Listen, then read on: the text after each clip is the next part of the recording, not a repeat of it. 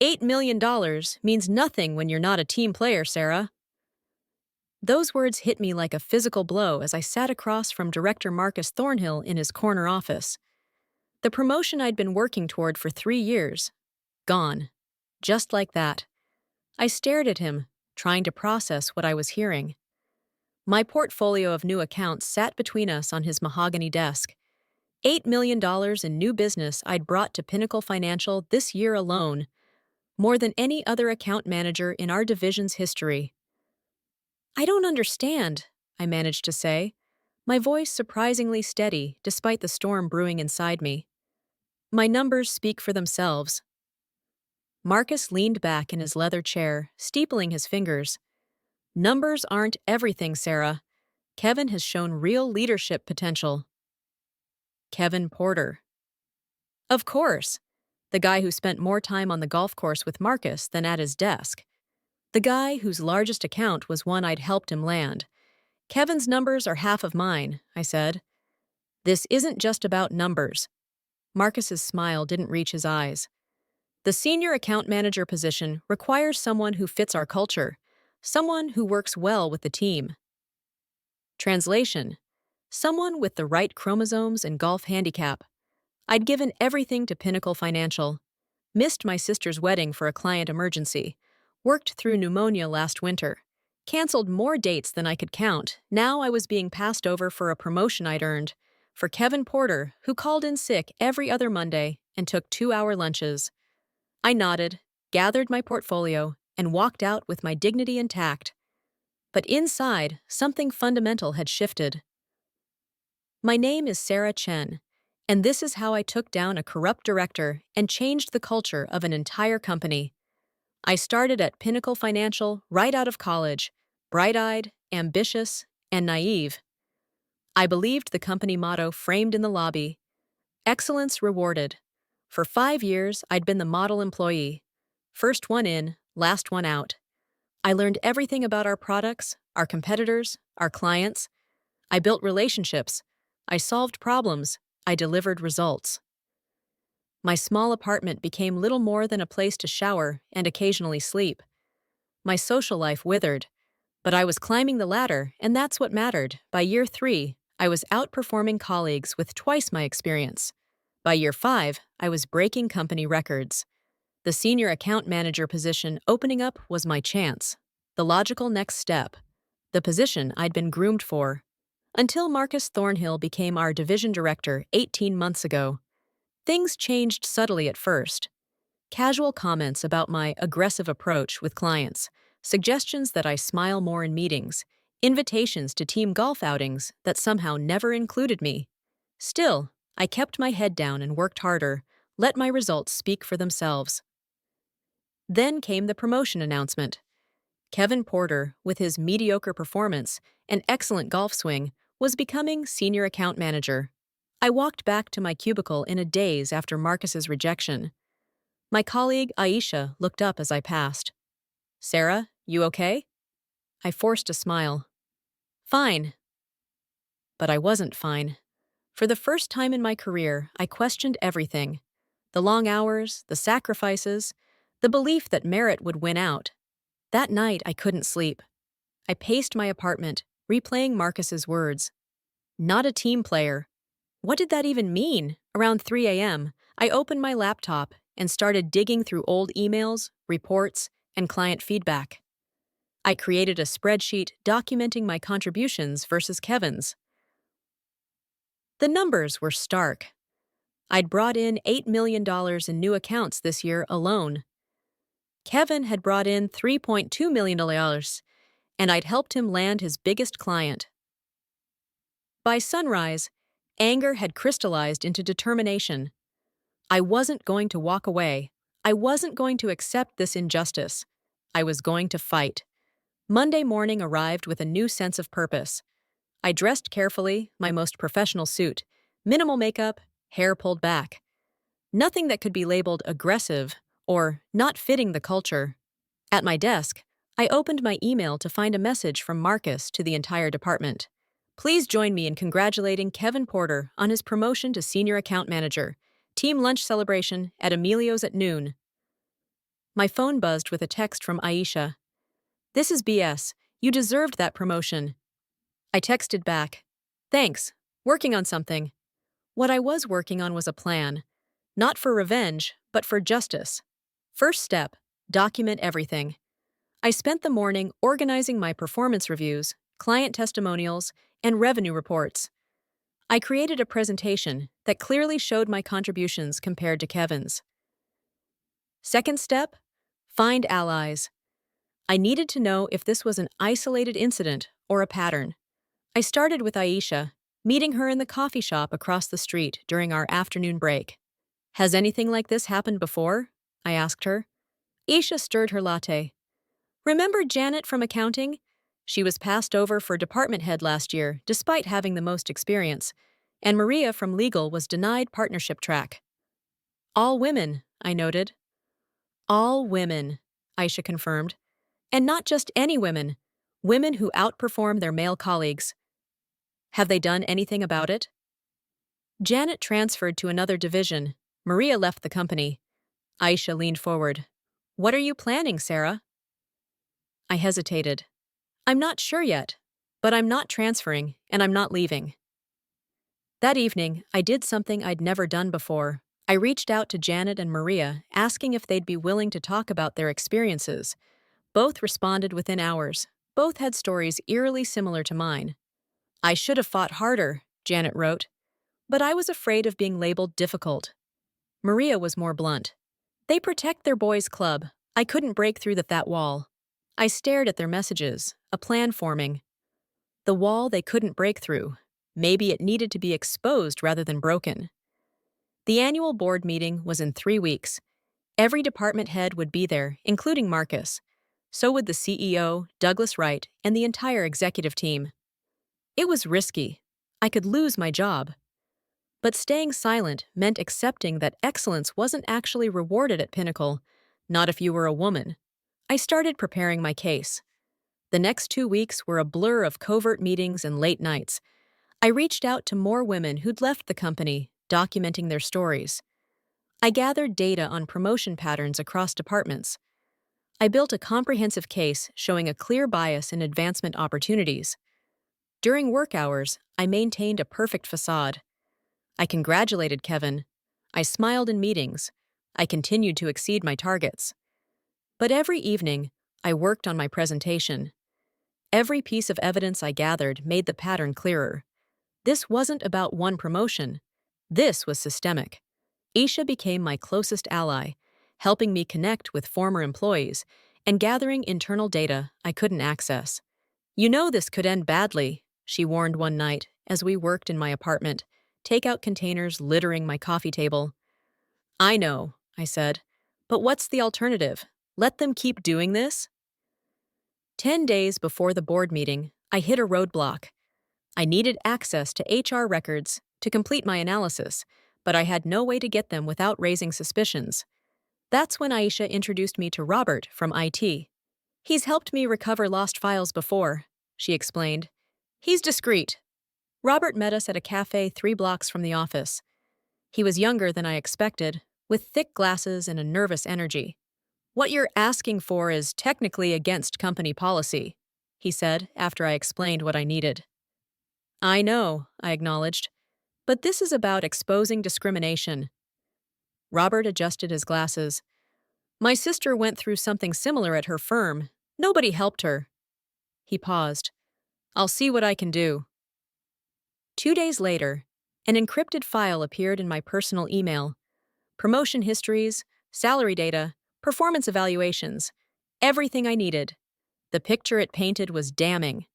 Women at Pinnacle were consistently paid less and promoted less frequently than men with similar or worse performance records. I added the data to my presentation, careful to anonymize individual information while highlighting the patterns. With 1 week until the board meeting, I faced my biggest challenge: getting on the agenda. Board meetings were strictly controlled. Department heads presented, followed by executive team updates. There was no open forum, no opportunity for someone at my level to speak. I needed an insider, someone on the executive team willing to give me a platform. That's when I remembered Elena Vasquez, the chief operating officer. I'd worked with her briefly on a special project 2 years ago. She'd been impressed with my analysis and had given me her card. If you ever need anything. I'd never used that card, until now. I sent her an email requesting a confidential meeting. To my surprise, she responded within an hour, offering to see me the next morning before regular office hours. Elena's office was on the top floor with a view of the city skyline. She greeted me with a firm handshake. Sarah Chen, it's been a while. What can I do for you? I took a deep breath. I need 10 minutes at the board meeting next week. Her eyebrows rose. That's an unusual request. May I ask why? I've uncovered a pattern of gender discrimination in promotions and advancement across the company. I have data, testimonials, and a clear case that this is hurting our business. Elena studied me for a long moment. That's a serious allegation. I have serious evidence. Show me. I opened my laptop and walked her through a condensed version of my presentation. With each slide, her expression grew more troubled. When I finished, she was silent for several seconds. You understand what you're risking? She finally asked. Yes. And you're prepared for the potential fallout? Yes. Elena nodded slowly. The board meeting agenda is set, but I'm scheduled to present the quarterly operations review. I can yield 5 minutes of my time to you. My heart leaped. Thank you. Don't thank me yet, she warned. What happens after those 5 minutes will depend entirely on how compelling your case is. I left her office with a mixture of elation and terror. I had my platform. Now I needed to make those 5 minutes count. The day of the board meeting arrived with a sense of inevitability. I dressed in my most professional outfit, a charcoal suit with a blue blouse that Aisha insisted brought out my eyes and projected confidence. My presentation was ready, my talking points memorized, my evidence organized. Still, my hands trembled as I rode the elevator to the top floor. The boardroom was intimidating, all dark wood and leather chairs surrounding a massive table. Executive team members and board directors chatted in small groups as they helped themselves to coffee from a side table. Marcus was there, laughing with Kevin. He looked surprised to see me, then quickly masked it. Sarah, he said smoothly, what brings you to the board meeting? Elena asked me to help with some data for her presentation, I replied, the lie coming easily. Before he could question further, Elena approached. Sarah, good morning. I've got you set up to present after my operations review. Marcus's smile faltered. Present? What exactly will Sarah be presenting? Elena met his gaze coolly. A matter relevant to operations. Douglas approved it. She guided me to a seat near the front of the room as Marcus stared after us, confusion and the first hints of concern on his face. The meeting began promptly at 9 a.m. I barely heard the first presentations, my heart pounding too loudly in my ears. Elena's operations review seemed to last both an eternity and only seconds. Then she was saying my name. I'd like to yield the remainder of my time to Sarah Chen, who has identified a concerning pattern affecting our operational efficiency and talent retention. All eyes turned to me as I stood and connected my laptop to the presentation system. The room fell silent. Thank you, Elena, I began, my voice steadier than I expected. I'm here today because Pinnacle Financial has a problem that's costing us talent, productivity, and ultimately, revenue. I clicked to my first slide, a simple graph showing promotion rates by gender. Over the past 5 years, men at Pinnacle have been promoted at twice the rate of women with equal or better performance metrics. I moved through my presentation methodically, showing salary disparities, advancement patterns, and testimonials from former employees who'd left due to systemic bias. Most recently, I continued, I was denied the senior account manager promotion despite bringing in $8 million in new accounts this year, more than double what the person who received the promotion achieved. I could feel Marcus's glare, but I didn't look his way. I kept my focus on the CEO and board members, whose expressions had grown increasingly concerned. This isn't just unfair, I concluded. It's bad business. We're losing talented people and the revenue they could generate. We're creating an environment where excellence isn't rewarded, where connections matter more than contributions. I displayed my final slide, a projection of potential revenue growth if promotion decisions were based solely on performance metrics. Pinnacle can do better. We must do better. Thank you for your time.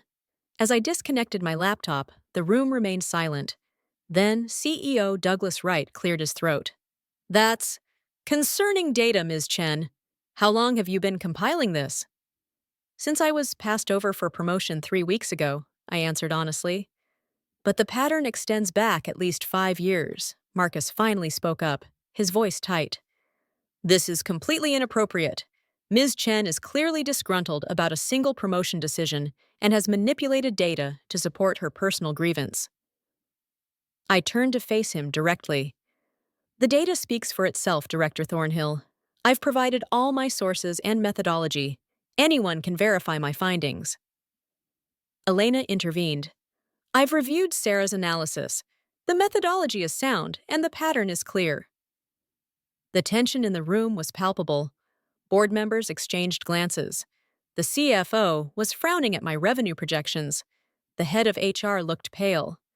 Douglas Wright stood up. We'll need to investigate these allegations thoroughly. Ms. Chen, thank you for bringing this to our attention. I'd like you and Elena to meet with our legal team immediately to review your findings in detail. Marcus started to protest, but Douglas cut him off. Marcus, I'll speak with you separately. As the meeting adjourned, people filed out in uncomfortable silence. Several executives nodded to me as they passed. A few avoided eye contact entirely. Aisha was waiting anxiously by my desk when I returned to my floor. Well? She demanded in a whisper. They're investigating, I told her. I'm meeting with legal this afternoon. And Marcus? The CEO wanted to speak with him privately. Aisha squeezed my arm. You actually did it. You spoke truth to power. We'll see if it makes any difference, I said, though for the first time in weeks, I felt a flicker of hope. That hope was tested just hours later when Marcus called me into his office. His face was flushed with anger. You've made a serious mistake, he said as soon as the door closed.